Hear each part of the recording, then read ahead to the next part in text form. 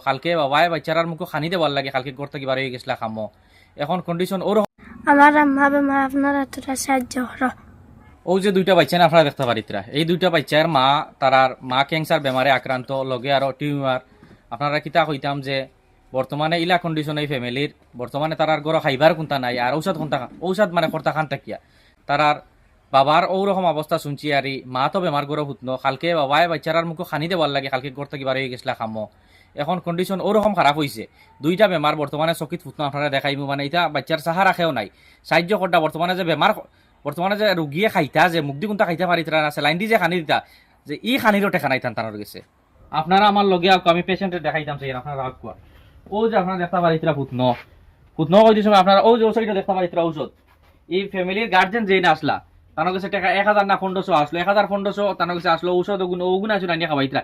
আপনারা কোন চাই অত বড় বড় দুইটা বেমার 1000-1500 দিবা, সানির কোনো ক্ষমতা আসেনি। বাস এই যে আপনারা বেমারি দেখতে পারিতরা, বাঁচাইবার একমাত্র উপায় হইল গিয়ে আপনারা, আপনার কাছে আমি আজ জোর করি, আপনার কাছে অনুরোধ করবো, আপনারা যে যত করবা দিয়ে সাহায্য করবা, হুরুত কিন্তু বাঁচাই আল্লাহর ওয়াস্তে, নাইলে বাঁচাইবার কোনো উপায় নাই। বর্তমানে পেশেন্ট যে বেমারি যে রোগী, তার মানে জায়গা থেকে লালানিও যান না, ওলা অবস্থা। ও অবস্থায় মানে কালকে ও অবস্থায় তুই হুরুত কিন্তু মুখে খানি দেওয়ার লাগে, কালকে তার বাবা ঘর থেকে বার হয়ে গেছেন। ও আপনারা কইতাম চাই, আপনারা ভিতরে যদি দয়া মায়া হামায়, আপনারা দয়া করে সাহায্য করবা, ইলা ফ্যামিলির সাহায্য করতে বলা মানুষ নাই রে বাবাই, বুঝছেন নি? আপনারা কাছে অনুরোধ করি হইয়ার দেবা, যে পারেন যে যত পারেন দিয়ে সাহায্য করবা।